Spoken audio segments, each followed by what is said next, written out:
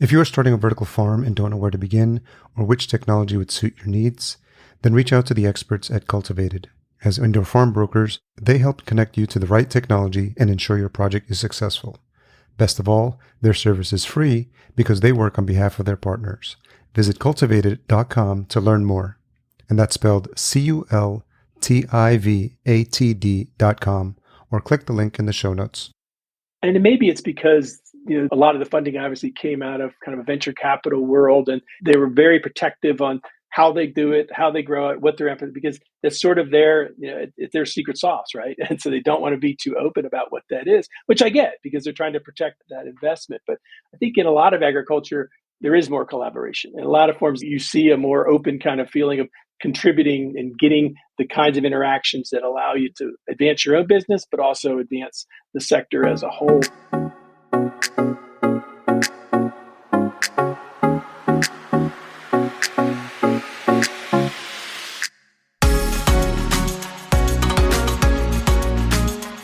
Welcome to the Vertical Farming Podcast, weekly conversations with fascinating CEOs, founders, and agtech visionaries. Join us every week as we dive deep into the world of vertical farming with your host, Harry Duran.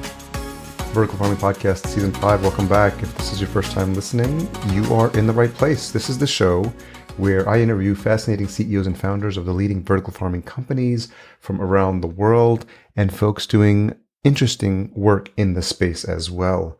I'm your host, Harry Duran. In case you missed last week's episode, we kicked off Season 5 with Juan Gabriel Sucar. He's the CEO and director of Verde Compacto. They're doing some fascinating first mover things in the world of vertical farming in Mexico. And I was really happy to kick the season off with him. We had a really great conversation. Make sure you check that out. This week, round 2 with John Purcell, CEO of Unfold. John is a friend of the show. I'm really grateful that we got to connect at Indoor AgCon in Vegas, what seems now like a month ago. Time is flying in 2022, but it's really interesting and really inspiring to see how active John is in the space. And he comes back to the show to discuss the progress they've made helping improve efficiencies within the community, his desire to branch out beyond leafy greens, tomatoes, and cucumbers to other crops. And he talks about the recent launch of their Innovation Partner Program. With the various challenges facing this industry, he discusses how he's approaching strategically growing a team and what the next year holds for Unfold. Really exciting to hear about the updates, and always grateful to have another hour with return guests. I'm sure you'll enjoy this one. This episode is also brought to you by the Vertical Farming Weekly Newsletter. Each week, our team member Noah brings you the latest and greatest in the world of vertical farming. If you are not subscribed, what are you waiting for? It's very easy. Just go to verticalfarmingweekly.com. If you enjoyed this episode or past episodes and you have not left us a rating and a review, I'm speaking to you specifically. Head on over to ratethispodcast.com/VFP. I'd love to read yours out next. Okay, let's jump into this conversation with John. So, John Purcell, CEO of Unfold. Thank you so much for round 2 on Vertical Farming Podcast. No problem. Good to see you, Harry. So we managed to bump into each other at Indoor AgCon a little bit. It was my first conference since COVID. I hadn't been into anything in 2 years. I don't know if it was the same case as for you. No, I'd actually done Indoor AgCon in Orlando in the fall. This one felt more natural. I think the Orlando one, I was really glad they did it because everybody was like really wanted to get together in person. But this one had, I think, a better flow. I think people were more comfortable. But the organizers did a great job, frankly, because they had such a quick turnaround between the fall and then in Las Vegas. But great job. And it was good to see you. Sorry we didn't get a chance to chat more, but it was crazy, man. It was there were so many people to talk to. It was fun. It went by so like we always say this after the fact, like it went by so fast. And for me, it was a lot to take in because it was my first vertical farming conference. And so it was exciting for me to put faces to names, to shake hands, to see you even briefly. I saw Nico from NetLed and a couple of other folks, the folks from IGS, and it was just nice. I think we take for granted how much we value like human to human connection because of everything that's happened the past 2 years. And I think being out there, and for you being out there with your peers and colleagues, and for me just connecting with folks that had just up until then been on the other side of a camera, it feels really good. And I think you don't realize how much you need that human connection until you don't have it for an extended period of time. No, it's true. And yeah, in many ways, business always boils down to relationships. As even as digital as we are now and as virtual as we are now, I think if anything, COVID made people realize, yeah, there's a lot we can do virtually, but man, nothing replaces just seeing people and just chatting, And so, no, it was great. I think you could feel almost that pent up energy. Everybody wanted to talk to everybody, which was insane, but it was kind of cool. It's like you're unleashing this. Oh my God, they're all talking together and talk. So, but no, it was good. How important are these types of events for you, either, for the business or just for you to continue to maintain those connections in the industry? Well, I think for us, I think for any kind of solutions provider, it's critical because one of the things that always has struck me with vertical, and it's true with a lot of agriculture, but it really is the collaborations that make the difference. And it's not just we're a seed company, obviously trying to get chance to talk with our direct customers, i.e. the growers, but everybody's in the equation, whether it be the robotics companies, the lighting companies. I think because there's so much of a technology play in this, it's even more important in an industry like vertical and our sector like vertical, because you have to have all the pieces come together. And that's what we try to get out of these meetings. It's the formal presentations, which are great, but actually it's all the break times, it's the dinners, it's the lunches, because that's when you really can talk about where you're heading and try to get, those real deeper collaborations that I think are so important for this sector as well as everybody in food and ag. Did you have, I know people, and I usually do this from the podcasting side because I've attended multiple podcast conferences, and you have this plan maybe for like, oh, these handful of folks that I want to see, that I want to connect with. Are you going to be there? You start getting pinged from all your colleagues. Let's grab lunch. And you know what they say about best laid plans.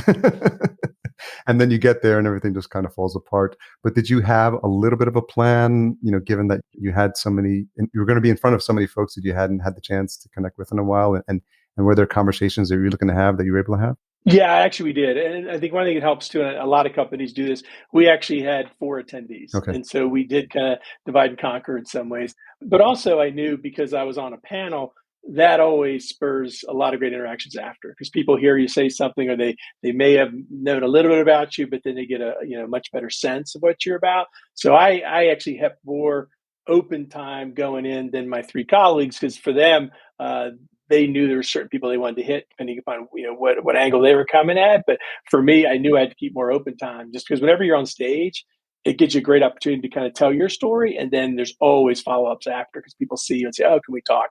That's always for me. That's always important to make sure you keep enough flexibility in these schedules too. What were some of the takeaways from you? I know I got to catch a lot of folks giving their talks about the state of the industry, where we're headed, some of the challenges that the industry is facing. And what I appreciated was seeing you in the audience when some of your colleagues were there, who could arguably be said as competitors in the space or partners in the space. But is it important for you to sort of have a finger on the pulse and hear firsthand from your colleagues what's happening, what their perspectives are on where we're headed?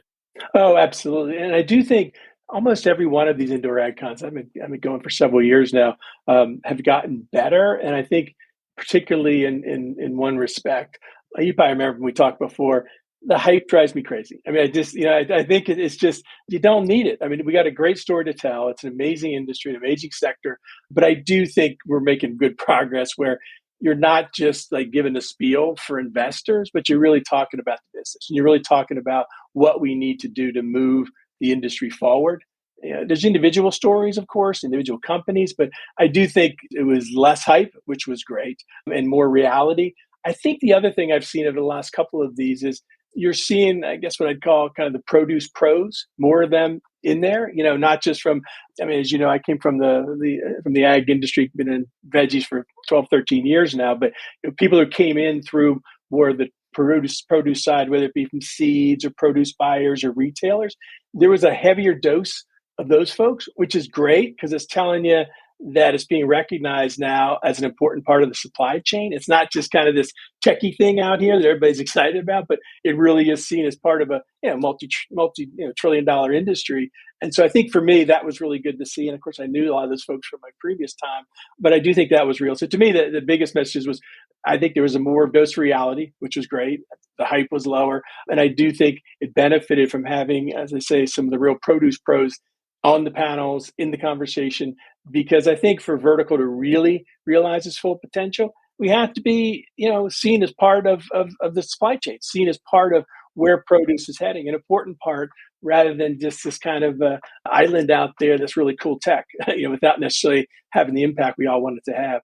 One of the stats that constantly gets talked about is the cost to produce, and how people glamorize vertical farming because it's sexy. And I think it might have been you that told me, or someone in an earlier conversation, that like when you told, I think it was your daughter, that you were in vertical farming. Now you're cool again because you're in the vertical farming industry. It was her, actually. Yeah. No, and I do think it benefits from that because it does have the cool factor. Yeah. But also, I think it suffers a bit from that too, because in the end, you're still producing crop. You're still having to provide not just great quality, but something that people can afford. You have to compete for market share, for shelf space, just like every other producer does. And so, the kind of the glamour of it gets you to a certain point, but in the end, it has to meet all the other standards, both from a quality perspective, price perspective, consistency for the supply chain, et cetera, that every producer has to meet. Yeah, it's crazy to think about how far back our conversation goes, because you were episode 17 and we just wrapped up season 4, episode 52. So wow, it's wild. But a lot has happened with Unfold as well in terms of how you've grown the team. You announced David as your new CEO. Can you talk a little bit about your thought about where you're looking to strategically grow the team and why that was an important hire for you? Yeah. So, and I think it is. And I think what we've done, so to get you caught up, so we've got our R&D site now in progress, state of the art, going to be really, really cool in Davis, California. We've got great collaborations on the technology side. We've got about 20 employees now, which is really cool. As you know, I went from heading a 800-person R&D organization to 6 hours later being the only employee of Unfold, which is a heck of a transition. I think we talked about it last time, but now we're up to 20. It's a really nice mix of folks. We've got got to attract some great people from Silicon Valley, but like companies like Facebook, et cetera. They want to contribute in a different way and contribute to food and ag. So that's been great. And then adding people coming in more from my world, the food and ag sector, getting folks from great companies like Bayer and BASF, et cetera. So it's a nice team. And then David Nothman came on as our COO, as you mentioned. And I think that's really the next phase for us is we've kind of built the R&D engine, and we have R&D up and running because we're leasing facilities at Bayer actually to get our R&D up and running, which we've been doing for a while, greenhouses, chambers, et cetera, while we're building our site. But the commercial is kind of the next play for us because now that we have the engine up and going, we're getting to a point where we need to really develop what is our business model. And we're looking at developing seed for vertical, but also the digital package, i.e. the crop model, basically the recipe on how to grow it too, and combine those two for, I think, be a really impactful product portfolio. So bringing David on, he's building his commercial team now, which is cool. We've got our first customer relations being established, which is great. And we'll talk a little bit about that, this innovation partner program, if I could. And then we got our first revenue, knock on wood, for not even 2 years in though. It's monetary. I'm not gonna tell you it's really more than that, but it's nice to have some sales, because I think if nothing else, for companies just getting started, to be able to have that validation that what we have and what we're offering is actually, in the ultimate, somebody has to want to buy something, right? and they do, which is cool. But and I do think I like our positioning. I like where we are. The board seems happy, which makes me happy. But no, it's been a wild ride for 21 months, I guess now. Yeah. But it's been fun, and I do think the response from the industry has been great too. I think having a company that's 100% focused on indoor ag from the seed perspective.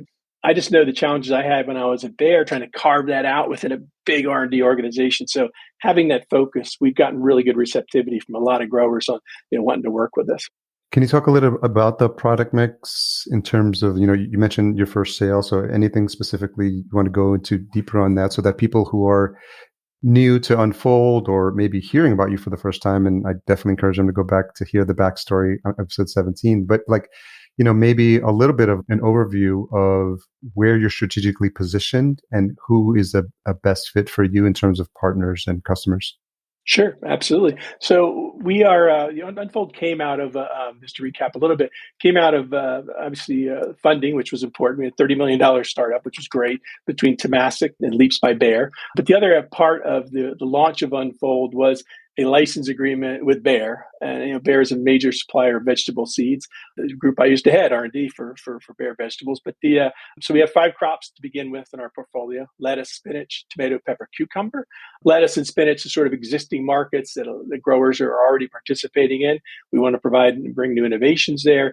Tomato, pepper, and cucumber, I think, is a really important next step, I think, for the industry and the sector to really grow. We got to make the leap to fruiting crops. Berries is another one. Bayer is not into berries, but we were looking for other opportunities for that germplasm. But I think we started off with a really nice foundation. The money's great, obviously, but I think the ability now to mine, even Bayer's competitors would say world-class germplasm, but we have the license specifically for vertical, which is great. So we're taking full advantage of that. So that's our portfolio at this point. I think we're focusing on the leafies for the short term, but we're really trying to make great progress on bringing the other crops online, tomato being our biggest effort right now, but pepper and cucumber down the road. And then from the customer base, I think the other thing is what we launched at Indoor AgCon was a program we called the Innovation Partner Program. Yeah. But what it's about is I really believe that this sector needs deeper relationships between, there's some great relationships, I think, on the sort of the mechanics of growing, the lighting, the robotics and all that. And that's really where a lot of these farms started. But I do think in some ways it's been much underserved from the seed side, from the genetic side. So that's what really was the genesis of the Innovation Partner Program. We want to take it beyond a transactional relationship. I mean, we're fine if people want to try some seed and buy it. I'm not going to turn down sales, but make it a more collaborative approach. Share learnings, share data, within limits, and then share the success of that. But I do think that kind of deeper relationship, what we're finding is there are definitely companies open to that, and recognizing that if you have a great partnership with your supplier, in our case with the seeds, we can really make a lot of advances and help drive innovation. It'll help them as a producer, but also I think it'll benefit the whole sector because we're going to be learning a lot. We're going to be, actually developing varieties specifically for vertical farming and just help advance the state of the art, if you will, as far as genetics go for vertical. And that's really what the Innovation Partner Program came about. And we've got partners now in North America, Europe, and Asia. I can't tell you because we're going to be announcing soon, Harry, but we're not quite there yet, who they are, but okay. You'll be first on our list to get those when they come out. Thank you. You'll recognize some of the names, but It's really exciting for us to be able to participate that way. And there's some companies that frankly aren't in a position to do that. As you look at this sector, there are some that are much smaller, don't necessarily have producers, much smaller, may not have the R&D kind of capabilities or data capabilities. And we're fine. We'd love to be able to work with them on seeing if our seed works. But these are deeper relationships with companies that have more significant kind of R&D capabilities, testing capabilities, data capabilities. That's where we've had some really good traction with some major players now that we'll be announcing, and like I say, on 3 different continents who are part of this program. And we're excited about it because I think it'll help the whole industry.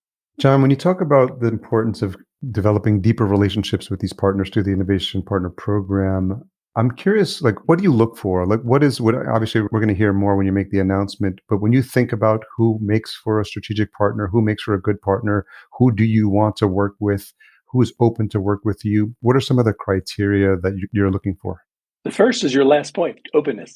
It's people that understand that, because, I think one of the things that's interesting about this sector especially, and maybe it's because, a lot of the funding obviously came out of kind of a venture capital world, and they were very protective on how they do it, how they grow it, what they're emphasis, because it's sort of it's their secret sauce, right? And so they don't want to be too open about what that is, which I get because they're trying to protect that investment. But I think in a lot of agriculture, there is more collaboration. In a lot of forms, you see a more open kind of feeling of contributing and getting the kinds of interactions that allow you to advance your own business, but also advance the sector as a whole. So one of the things we look for is just that openness. People that understand that, that they're going to give some, but they're going to get a lot. And then the second is it's just basic capacity. For a lot of companies, smaller growers, they're not necessarily able to build. In some cases, companies are building separate R&D facilities or building a significant piece of they take out of production to do testing and trialing. For smaller growers, that's not in the cards. They just, they don't have the capacities. So the capacity is the second one. And then the third one is just the data side of things, having the kind of data capabilities and data both on the environmental data, so you understand how you're growing the crop, but also the assessment data on the performance of varieties. Because what we're interested in is the latter. We want to know, how does our genetics perform in their environments? But of course, they have to have the ability to understand what it is and how they're controlling that environment to share what they can of that. We recognize that's in some cases very proprietary, and we're obviously not asking to do anything more than they're comfortable with. But really, what we're most interested in is companies that can generate data, do the testing and trialing, and then provide that on the performance of our specific genetic packages that we're providing. And is it still early days? Are you seeing some of the output of that, or you're still sort of like laying the groundwork for that right now? No, we are, and I think it's cool. It's with some of these companies that we'll be talking about in the coming weeks. They've already gone through multiple phases of trialing. They've already selected varieties that are in basically the last phases before commercialization. Because any pipeline, Harry, always starts at the big funnel, right? You got lots of materials flowing in. And what you have to do is what works for them. But we're at the stage now where they've turned multiple turns. They've seen performance. They've then reassessed at a larger scale, and they're advancing it to basically right before commercial or pre-commercial launches, which is great for us. So we are seeing some progress and some we're hitting some milestones here, which is very satisfying on materials because I think I may have talked about this before, but it's really kind of a biphasic approach. This first phase is just taking all the materials that we can access from Bayer and just testing it, because a lot of this stuff has never been tried under vertical. It does a couple things. One is you can identify varieties that actually will work, and we're seeing some of that, which is great. But the second thing it does for us, Harry, is it's then informing us is, okay, if this is the variety that works, let's look at the parents of that. Let's look at the grandparents of that. Let's look at the genetics, order your pedigrees. And then that helps you get your breeding programs in place. So then you can bring the next generation of products in a year or two or three. That's even better based on what you already seeing having some success in their operation. So, but no, the good news is, we are seeing some successes just in that screening part of the process, but certainly it's helping us to get our organization together as far as how do we conduct our breeding program, what are the genetic elements that are most important, and then how do we do our breeding program from there. Do you find that those skill sets, like people who've had historical experience in traditional agriculture with breeding and genetics and testing, does that translate well when they come to work in a vertical farming environment? Yeah, only because, I'm old, but 30 some years in the business, breeding has changed a lot. Okay. I mean, it has basically become, and in every breeding program, it doesn't matter whether your end customer is open field, greenhouse glasshouse. Modern breeding programs are incredibly digitized. I mean, they're just, they're high data intensity. They're really trying to we try to do as many selections in silico as we do in the field or in the greenhouse, right? I mean, it's really about predictive breeding approaches. So the good news is breeding has evolved to that anyway. The coolest part about vertical, why I made the leap from Bayer, frankly, is this is our best opportunity to really take advantage of all the data. Because the challenge you have with predictive breeding approaches, let's say you're going out to open field, what you can do is all this great analysis on this is the varieties that should work, skew it toward those selections, et cetera. But then you go out in the field and it's wetter than it's been in 50 years, or it's hotter than it's been. Whereas in vertical, you can do those same predictive approaches, but because you're controlling the environment so exquisitely, it's awesome that you have a much better guarantee that genetics is going to perform to its potential because you've been testing under those conditions throughout versus the wild card. There's a basic equation of breeding, G by E by M, genetics or genotype by environment by management. You manage what you can when you're outdoors or when you're in a greenhouse, and greenhouse is better than outdoors, but the G then has to be optimized for that. Whereas in the case of vertical, you're using those management tools of the environment to basically control the environment. And then you can really optimize your genetics because the abiotic stresses of, temperature, humidity, and then the biotic stresses, pests, diseases are much reduced. So you really can optimize your genetics and have a much better guarantee it's going to work on the operator scale because you've been testing it all through those same conditions, which is I think it's Ag's best chance to really take advantage of all the great things that have happened from a digitization, from a predictive approach, et cetera. How much of what's happened over the past 2 years has colored your approach to what you're focused on at Unfold? Has it changed at all? There's obviously been much more awareness. We talked a little bit about this in the first interview. People's awareness of supply chain, food deserts, access to local fresh food. Does that color or help you think about the varieties that you're working on? You did mention expanding beyond leafy greens, tomatoes, but cucumbers.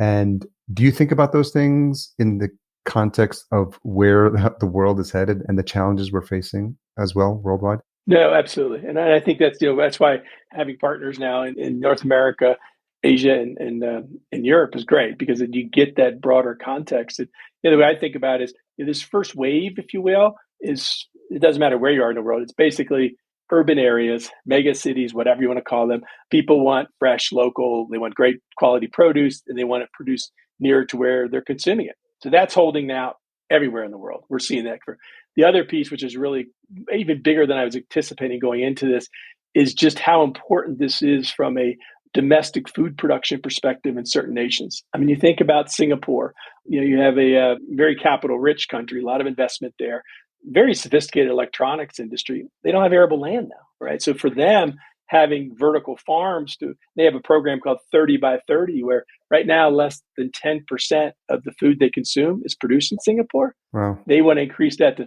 30% by 2030. Wow. Pretty ambitious, but that country, when they make up their mind, then they can do it. And so they're really, and then the other places we're seeing that same kind of mindset is the Middle East. Again, capital rich, a lot of resources, very sophisticated kinds of economies, but it's desert, right? And so vertical farms, again, make sense. And another one, Harry, you may not think about immediately that we had a lot of conversations about is the UK. And you're thinking, UK, wow, with Brexit, it's kind of changed the game for them. I mean, they do vegetable production, especially brassica and crops like that. But a lot of their produce flows from the Netherlands greenhouses, glass houses, from the Spanish greenhouses, the open fields in Italy and Spain, et cetera. So with Brexit, that's kind of changed a lot of their thinking on, well, actually, we need to increase our domestic food because of the tariffs and other things that are happening with Brexit. And so there's been a lot, and they have, of course, a great history on the food and ag. So, and science. So vertical makes sense for them as well. But that's sort of the second tier of this thing, I think, is countries that are just making a really concerted effort and putting in place public policies to support vertical farming. And it's, and really a lot of the farms being built are being built by European and US entities who then have operations in these countries as well. So it's really a global landscape. And then the third area, which hasn't developed yet, but as I've gotten a lot more, I think, sort of perspective on, is how can the existing food supply chain leverage vertical farming to a much greater extent? And you're having conversations now where retailers are saying, well, what if we had a vertical farm at our distribution center? Or what if we had a vertical farm, if you're an e-retailer, what if we had a vertical farm at a fulfillment center? That's a pretty cool world, where you're literally, your supply chain is driving across a parking lot. There's an operation in China where they literally built it connected to their packaging and distribution center, and the food is produced, packaged, and sent right out. Harry, you can't get a better supply chain. Right? You take a lot of risk, and for a lot of retail, taking risk out of your supply chain is huge. So I do think that's a play that's going to develop over time. Right now, they're accessing produce from different vertical farms, but a more hands-on kind of approach, or a more very well-connected supply chain, whether it be, although there's really no traditional retailers left, everybody's e-retail as well. But I mean, either e or conventional retail, having that more intimately tied into their supply chain is going to be a big thing. You're not going to replace Salinas Valley or the greenhouses in Canada, but you can supplement it. You can de-risk your supply chain. And I think vertical could play a huge role in that. I was able to have a brief chat with Michael Yates from Walmart when I was at the conference. And when you think about companies that can have an impact and just move a lever and just really make a really big push and an awareness in terms of a shift, because I got the feeling a lot of folks were clamoring to have a conversation with Michael at the conference. Everybody wants to talk to Walmart. I've been to Benton, Arkansas, so don't worry. Everybody wants to go. Arkansas has more visitors than you could possibly imagine, but no, they're huge, right? So yeah. Well, it's interesting as you brought out those examples and what's happening in China, and I think it's an awareness, and people don't realize what's happening behind the scene. But a company like Walmart can shed light as to the importance of vertical farming, having that close connection, and having that, just people thinking about how fresh is your produce. And it's not a question that most people ask, because they're just so used to just walking to the supermarket and just seeing it on the shelves. But it's something that I'm more conscious of. Like, I see the brands, and I walk more slowly past the leafy greens section in supermarkets now than I used to, because I'm like, oh, I know that company. I've spoken to that person. And I think part of it is education as well, don't you think? Oh, it absolutely is. It absolutely is. And I think when you think about, it doesn't matter to be the Walmarts or other retailers, they're looking at this much more broadly than Leafy's. I think Leafy's was a great place for vertical to start because, low light intensity, you can produce a lot of it, and it's a rapid cycle time, and you're harvesting in 25, 30 days. So you can get a lot of produce through quickly. But, I think for us to really realize the full potential of this is where, back to the fruiting crops, think about what's happened in tomatoes over the last 10 plus years. moving to much more snacking types, moving to smaller, moving to, really the more flavor intense, the consumer experience really driving tomatoes. There's still the big commodity tomatoes, but what most people buy are basically smaller, good tasting snacking, right? And that's what the glass houses produce. And peppers, you're seeing the same kind of thing. And I think all the crops are really looking at that convenience factor and that the direct consumption side of things, and that's where and berries have always been there. But I think for vertical to really, really succeed at the level we all want it to, we got to make this leap, and we got to be able to deliver not just leafies and microgreens, et cetera, but really deliver on the potential of fruiting crops, because we've all had the experience where you get a pack of berries and they're great one week, and a week later maybe they're not so great. Or tomatoes. And I was in the tomato business for a long time. It's tough because conditions can change things. And as great as the growers are, you just have challenges there. So having that absolute consistency every day of the year, my gosh, at the consumer level, that would play very big. Has there been a transition, John, in terms of like breeding, where I imagine the focus in early days was about presentation and color and making sure stuff looked good, and there's the dirty little secret of all the ugly peppers get thrown away, all the deformed tomatoes get thrown away, and I'm wondering now, if as breeders think all bets are off, like, because there's limits obviously with what you can do in the contained environment, but in terms of like shapes that we're not accustomed to, colors we're not accustomed to, just part of the education is also to the consumer to saying, hey, your perceived notion of what a cucumber looks and tastes like, or what a tomato looks and tastes like, can be different, and that's part of the challenge as well. No, it absolutely is, because one of the things I was taught early on when I went into the vegetable side of the business is it's not, don't talk about taste, talk about sensory experience, because the fact is the way that we perceive an eating experience actually goes well beyond what it actually tastes. It's how it feels in your mouth. It's even the sound. Does it actually, is the crunch right? It's the color. It's the appearance. And one of the things one of our sensory scientists taught me a great lesson. They did an experiment just to prove it, but he knew the answer was they actually left the green material, the calyx, on some tomatoes, and then the other tomatoes didn't have it. Every time any of the tomatoes that had the green on there, people perceived as better, even though they knew the bricks were, the sugar wasn't as good. And that just shows you the cues you have with your eyes or the smell. There's a lot of cues that contribute to how we perceive the pleasing nature of what we eat. And so it is truly a sensory experience. But ugly fruits and things like that, yeah, they have a role, and they're getting more part. But it's hard because there are those perceptions. This is what a tomato should look like, or this is what a pepper looks like. And then if it does, it's more likely you're going to say, well, that's going to taste good. And then you pick it up, well, it feels right. Put it in your mouth, it feels right in your mouth, and then the taste kind of goes along with it. But it's that science, it is a real science. It's pretty darn complex, but it's pretty cool. But changing consumer attitudes or consumer perceptions on things, it's different. But I do think vertical, again, is a unique position, because you think about what they even do with leafies. It's a lot of medleys. It's a lot of combinations of things that people like to get. And before, you could only get that when you went to a restaurant, whereas now you walk into grocery stores, you got a really cool mix of things, right? Spring mix, so, yeah. Right. Yeah, but you didn't, years ago, you didn't see that kind of stuff. You bought a head of iceberg, you chopped it up, right? And we're spoiled now, right? We want to have that mix. We want to have those things.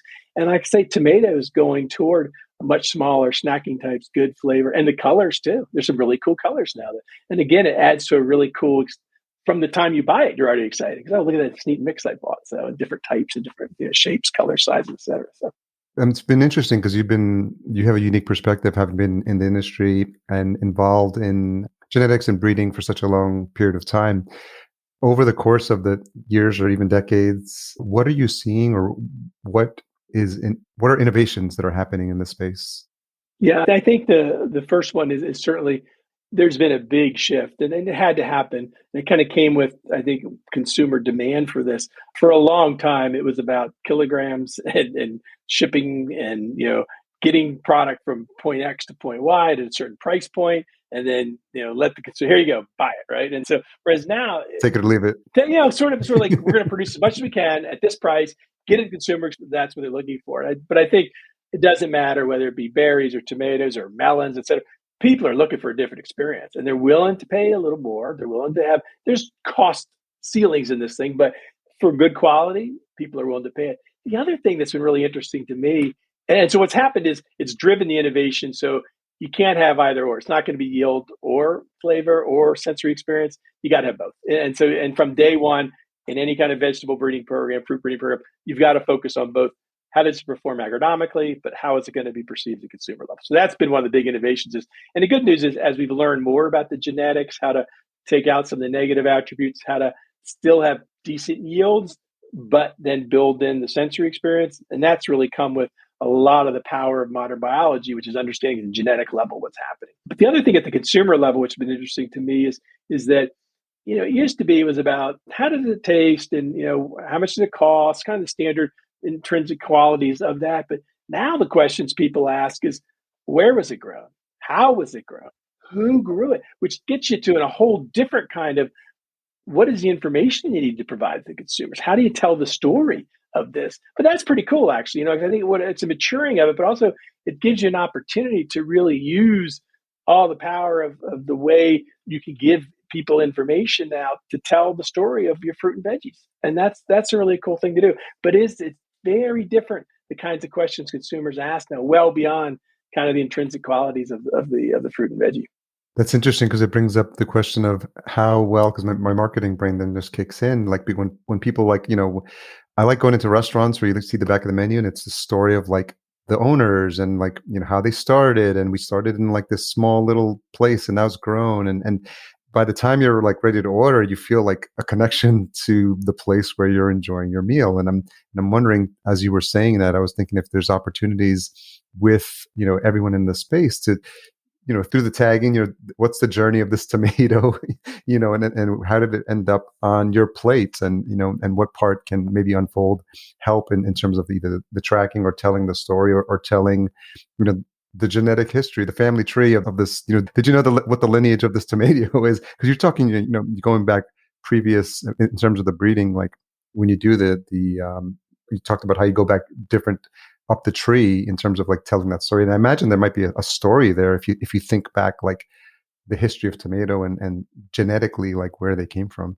No, there absolutely is. And then get people out that are willing to tell that story, and actually personalize it. Have the breeder there talking about, here's what I did, and here's where this drill's come from. But no, you're absolutely right. And it's interesting because I was on the Science Technology Committee of Produce Marketing, PMA.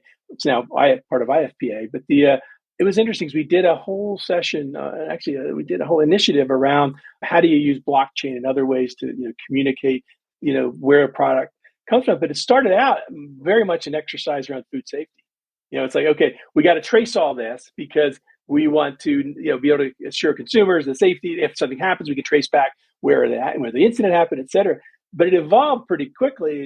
And we, a lot of us espouse that, we can talk. The defensive piece is great. You have to have food safety. Nobody's arguing that. That's your table stakes to get in the game. But there's a whole nother opportunity to use this ability, this traceability, this transparency of the supply chain to do exactly as your marketing brain is telling you, Harry, to tell the story. Tell this. Some restaurants do it great. I think some producers do it great, actually, too. They're really talking about, here's what we're about, here's where we're from. And it comes down to, it's not just about the product, it's about the people behind the product. And we do blogs on our website too, and there's some great stories. One of our folks that came out of the .com world, it's really cool to hear his story, why he wants to use all his software engineering skills.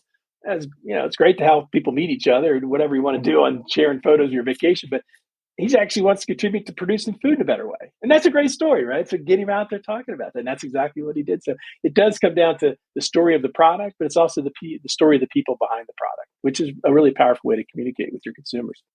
Yeah, and especially to this idea of everyone going into a supermarket and seeing, produce as a commodity. There's really no connection. You go into the other aisles and you see the brands and you see the packaging and you see the labeling, and they spend probably more on the marketing sometimes than they do on the actual product. But it gives them a leg up because there's an association. Like, if I asked you, like, what's your childhood memory of like what's your first smell like as a child? Like, does anything come to mind? First smell is yeah. myself is my guess, but I don't know. Someone asked me once, and I thought of Play-Doh for some reason, like, yeah, or Crayola crayons or something like that. But even like No, it is funny though, because one of the most, and it's growing up where I grew up in Washington D.C., but we did all our vacations. And I spent a lot of time at my aunt's corn and soybean farm on the Chesapeake Bay. But and I was just back on the Eastern Shore this past weekend, and one thing that just over when this it's gonna sound weird, the smell of crabs. I mean, just Oh yeah. just that there's just a very earthy kind of ocean, the bay. It all comes together, and it's like vivid. It's like, yeah, this is what I remember. It's just big flute crab. Sounds kind of weird, but it was such a big, setting out your crab nets, cooking the crab, sitting on the beach doing it, and it's just a whole sensory experience, and memories just flood back every time. But it is the smell that actually triggers it. This is a very distinct way that crabs have a smell that if you're from the area, it's like, yeah, this is what it's about, man. It's Like I'm sure if you've probably in passing have caught the smell of a crab, and it's almost like a time machine. Like it is. No, that's exactly right. Unfortunately, yeah. I buy this seasoning called Old Bay seasoning. I tend to put on everything, which kind of overwhelms people. And it's like, how do you? Yeah, but I think it's part of it is that it's linked to your history, right, to your own personal side of things. So, yeah. Yeah, so I think there's an opportunity, as the industry matures, to bring more of that in, to, tell those stories and to remind people that there is an association with, it's one of those universal things, like a meal at home, like time you associate it with time with family, and then everyone's earliest memories of some type of like gathering and the ability to like bring people together. And I think there is opportunities for that. Yeah, one of the good news is frankly that about 1% of the U.S. population produces food, but the other 99% are putting pictures on Instagram or Facebook of food, right, and talking about it. So no, but it does. It's a great opportunity, frankly, because people are into it now, right? Yeah. People are really into it, and so they're open to wanting to know more about it, where their food comes from, how it's produced, and all that. So and I think in the fruit and vegetables, it's a great opportunity, whether you use QR codes, other ways to do it, to tell that story of individual products. So yeah. Yeah, you mentioned the blockchain, and I did fall down the crypto NFT rabbit hole in December. So but it was interesting, this idea of like sourcing and like this eternal record, the ledger, like there's just tracking and how it can be applied. And right now it's for like, the JPEGs and the artwork, and now musicians are learning this. But to your point, there's no reason why, for people who are curious and concerned about where their food comes from, like the technology now exists, and some of it is in its infancy, but there are opportunities to really give people that confidence that they know, because in early days, growing up in the 70s and 80s, like you just ate what was on the table, and probably way too much sugar, and like Lucky Charms and Frosted Flakes and just stuff that That's a balanced diet, though, Harry. Lucky Charms and Frosted Flakes. So yeah, no, exactly. But my mom. I mean, I was one of 7 kids, right? And she was there. It was about calories. How do I feed 9 people, right? But there were also, the expectation wasn't there. You knew certain times a year you had certain things, whether it be peaches or tomatoes, whatever. You just didn't expect it other times. Whereas now, I mean, I tell my kids, they're spoiled. They will walk in, they will get whatever they want. They want it every day, which is, where's my kiwi? Where's my mango? Right. What, you're out of kiwi? What the heck, right? But the 40, 50, you would never even think in those terms, because it was just a foreign concept. You just, you ate what was seasonal and you did that. But people are looking for that same quality that they remember, but they want it every day of the year, which again gets you back to indoor, right? Yeah. How do we use indoor? And that's really what drove a lot of the high quality stuff in tomato and peppers, for example, going into greenhouse and glass house, because it gives you a longer season, it gets you higher quality, and then vertical is following the same route. So getting close to wrapping up here, I just want to bring it back full circle. And as you look, anything 3 to 5 years is just way too far out now, given, the world we just experienced. So just next 12 months, like what's on the roadmap? What has you excited about what you have planned to unfold? Yeah, for us, I think the most short term is getting our site up and running. We're all really excited. I mean, it's been wonderful to have leased the space from Bayer to get our R&D up and going. But turning that key and opening the door, and you will get an invitation. Don't worry, we're gonna open the doors. I'd love it. It'll be fun. And I think when you see just the different technology partners we put together to build this thing, it's going to be fun to see. And I think for our customers, they're excited too, to, just to see our vision for how we're going to provide them the solution. So that's certainly short term. I think the other one we're looking for is continue to make progress on the innovation partner program, get more partners involved, get products flowing out to them, or get data flowing between us and them, which is great.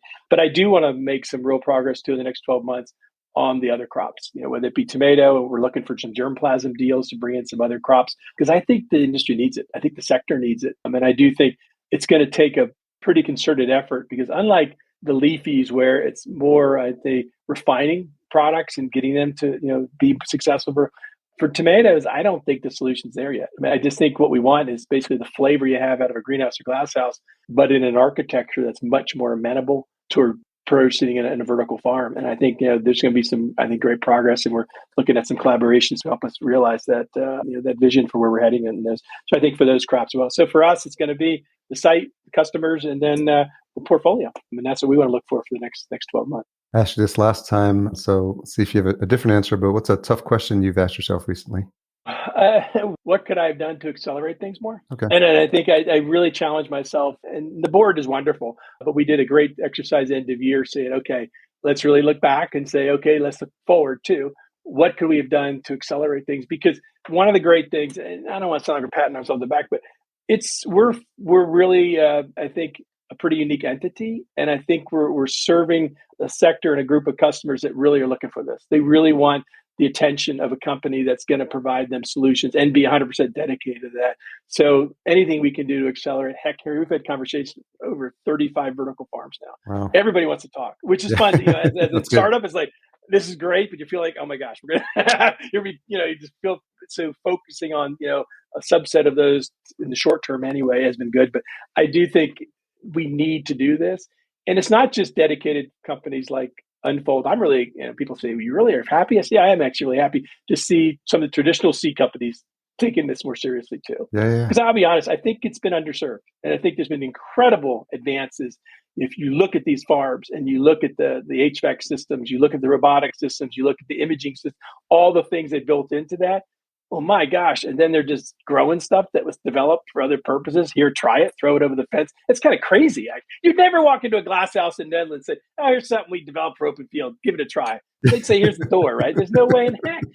Yeah. Vertical farms, I tell you, got to have the same standards. You should demand that this is stuff that's being developed for you. So there's no question the demand is there. We're going to do it, I think, as a 100% entity. I think the traditional seed companies, you're seeing adapting as well. And that's really cool too, because they're actually now putting together programs, taking this, with the serious nature it deserves, frankly. Yeah, it's interesting because they're probably watching from the sidelines for a while, just seeing where the industry was headed, and then realizing that they do have something to contribute. They do have a lot of R&D, historical R&D, and work that they've put in the space, and then just deciding that it's important for them to play a role in the future of vertical farming with their experience as well. What's an ask you have of my audience? Oh, I just, for me, it's just keep the conversation going, because I think what's cool about your audience, it's you're drawing people from all over, not just people in the industry, but people that are interested in the industry. I'd say give us a chance, but also keep us, hold our feet to the fire on not veering into the hype and the hyperbole and being real about it. When I hear, I don't know, not to be smart, but I heard somebody at one of these conferences, they asked him what crops would be potential. And they said corn and soybean. I said, no, don't go there. We're not putting 200 million acres of corn and soybean in a warehouse, right? And don't go there. And so I think, one of the things I'd ask anybody to be discriminating about is cut through the hype, ask real questions about, and hold us to the standards you hold for any other producer, whether it be the greenhouses in Canada, the glass houses in Netherlands, the open field growers in Salinas Valley. You should expect just as high quality and making real efforts to get the price point, the cost of goods, to a point where it's accessible. Because that's the other thing. You have great stuff, but if it's not accessible to people, what are you doing, right? So, yeah. Yeah, it becomes something that folks with disposable income or, fancy meal folks are the ones that can enjoy this. And it actually is, doesn't speak to the potential of what vertical farming can be in terms of democratizing access to fresh food. And I think driving down that price point without sacrificing quality, I think, is going to be the crucial juncture for folks to get right as we move forward. No, and I agree. And I do think this is where actually the genetics can help too. We have conversations about where are your costs, right? And, a lot of times it's energy. Okay, can we get you a crop that has more yield? Can we get you a crop that develops faster? Let's say you harvest in 25 days and 27. Well, that's 2 days you're shaving off. Can we get you a crop that uses less light or converts biomass to light more efficiently? Those are all things going to help you, the grower, on your COGS. And so those are very real conversations, while also focusing on the kind of top line, the differentiated product, the newer stuff that helps them provide a great product for consumers. But you got to address the COGS piece, because who wants to be, there are lots of elitist industries. I'm not an elitist kind of guy. It's just like, for me, let's make this a significant piece of where people get their food. And that's a victory for us all. Yeah. We can have a separate conversation of the folks developing the vertical farming for the space station. You know what? I just gave a talk to, there's a joint group between NASA and USDA. And I gave a talk to great interactions. And you see NASA people actually at some of the vertical farm conferences. It's really cool. But, there's a lot of things. Technologies developed for space play on Earth too. And so I think there's a great opportunity though, because if we're going to, hopefully we won't screw up this planet so bad we have to do it. But if we're going to head out to space anyway, they're going to need ways to produce food, and vertical fits beautifully in that. Totally. A great group at USDA and NASA working on this. Great scientists. I had a ball having an interaction with them. So yeah. Very cool. Well, John, always a pleasure to get caught up with you and just hear. It's really exciting to have these conversations, to hear the potential. Just, it's as the industry matures, as our audience learns more, as I learn more, as more developments happen in this space, I think it's really exciting. And there's no shortage of channels that we need to get this message out, to educate people that are new to the industry, that are veterans from other industries, that come in with preconceived notions of what, they can or can't contribute to this industry. And I think just having that open conversation, what you're doing with the partner program, I think is an important first step.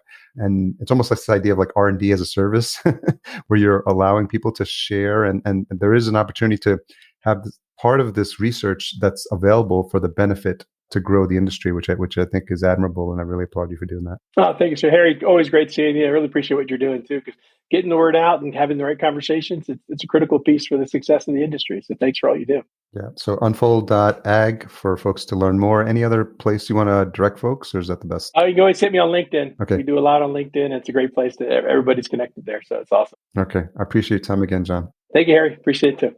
Thanks to John for coming on the show and sharing his stories. As always, full show notes are available at verticalfarmingpodcast.com. You'll find a recap of the episode, timestamps, any resources mentioned, and some quotes from the episode that you can share on social media, because I'm sure that's what you do every time you listen to one of these episodes, isn't it? If it isn't, you should probably do that. Special thanks to our Season 5 title sponsor, Cultivated. If you are looking for a vertical farm and don't know where to start or which technology would suit your needs, reach out to them today. Best of all, their service is free because they work on behalf of their partners. Learn more at cultivated.com, and that's spelled cultivatd.com. Just leave out that last E. Podcast production and marketing provided by Fullcast.